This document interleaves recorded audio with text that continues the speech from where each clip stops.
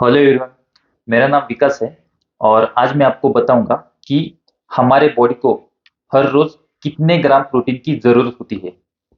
चाहे आप वर्कआउट करते हो या ना करते हो, बिगिनर से लेके एडवांस तक मैं कैलकुलेशन दिखाने वाला हूँ। मेल और फीमेल के लिए ये कैलकुलेशन थोड़ा सा कम ज्यादा होगा, क्योंकि मेल में टेस्टोस्टेरोन हार्मोन की वजह से वो इजीली मसल मास ज्यादा गेन कर सकते हैं। तो इसलिए मेल की जो रिक्वायरमेंट रहेगी वो थोड़ी ज्यादा रहेगी। तो चलिए देखते हैं। एक्सेल शीट में मैंने कुछ फॉर्मूले लगाए हैं।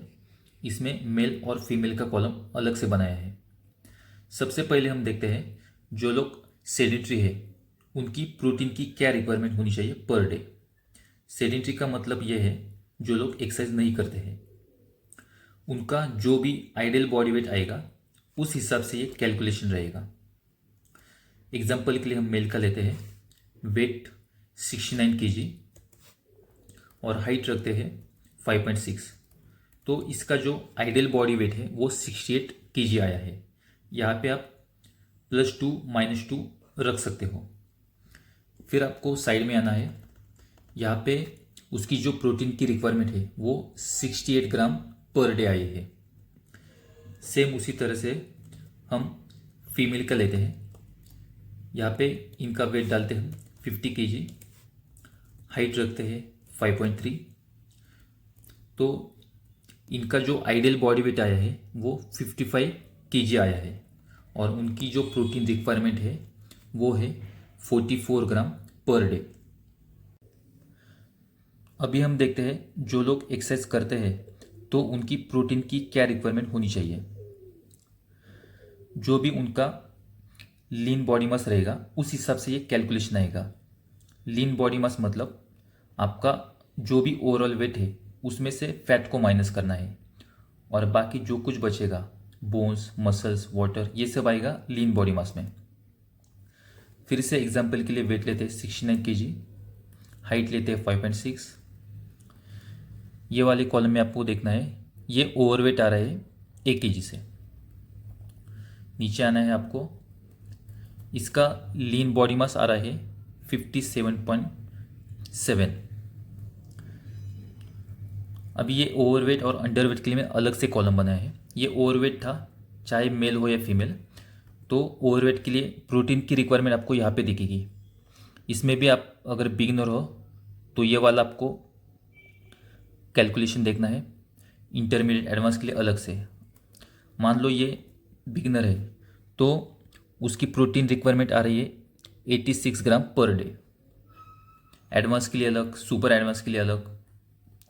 अगर अंडरवेट आता है मेल हो या फीमेल तो आपको ये वाला चार्ट देखना है, इसमें आपको प्रोटीन की रिक्वायरमेंट मिल जाएगी। दूसरा एग्जांपल हम लेते हैं। इसमें हम फीमेल का लेते हैं। वेट लेते हैं 45 केजी, हाइट लेते हैं 5.3। अभी यहाँ पे जब हम आते हैं तो ये अंडरवेट दिखा रही है -10 से। तो यहाँ पे मैंने एक मैसेज लिखा है, अगर मेल हो या फीमेल अंडरवेट आता है -10 या उससे ज़्यादा तो आपको नीचे जाने की ज़रूरत नहीं है, आपको सीधा ये कॉलम देखना है। तो उसका जो भी एक्चुअल वेट रहेगा उससे आपको ये मल्टीप्लाई करना है। अभी इसका एक्चुअल वेट है 45 केजी, ठीक है। और अगर वो बिगनर है तो फीमेल के लिए 1 से उसको मल्टीप्लाई करना है। उसकी प्रोटीन रिक्वायरमेंट रहेगी 45 ग्राम। अगर मान लो वो इंटरमीडिएट लेवल पे वर्कआउट करती है तो एक्चुअल वेट लेना है और 1.5 से मल्टीप्लाई करना है, तो उसकी प्रोटीन रिक्वायरमेंट बढ़ जाएगी। मेल के लिए भी सेम आपको फॉलो करना है। अभी ये जो फॉर्मूला है एक कंडीशन में आप इसको यूज़ नहीं कर सकते। तो एग्जांपल देता हूँ। वेट लिया है मैंने 100 केजी, हाइट में सेम रखता हूँ 5.3। नीचे जब आते हो तो यहाँ पे मेल जो है वो 40 केजी से ओवरवेट दिखा रहा है और साइड में मैंने कॉलम मैसेज लिखा है कि अगर वैल्यू 30 या उससे ज़्यादा आती है तो यहाँ पे ये फॉर्मूला काम नहीं करेगा। उस केस में आपको जिम में जो मशीन रहती है बायो इलेक्ट्रिकल इम्पीडेंस एनालिसिस, वो आपको यूज़ करनी है, या फिर डेक्स का स्कैन मशीन रहती है वो हॉस्पिटल में रहती है, वो आप यूज़ कर सकते हो। तो यहाँ पे आपको एक्यूरेसी अच्छे से मिलेगी। तो इस कंडीशन में सिर्फ आपको ये फॉर्मूले यूज़ नहीं करना है अगर फैट परसेंटेज 30 या उससे ज़्यादा आता है। सेकेंड, आपको ये देखना है अगर ये माइनस में आ रही वैल्यू तो ये अंडर वेट है। अगर ये -10 या उससे ज़्यादा रहेगा, मेल हो या फीमेल, तो आपको सीधा ये वाला कॉलम फॉलो करना है, नीचे जाने की ज़रूरत नहीं।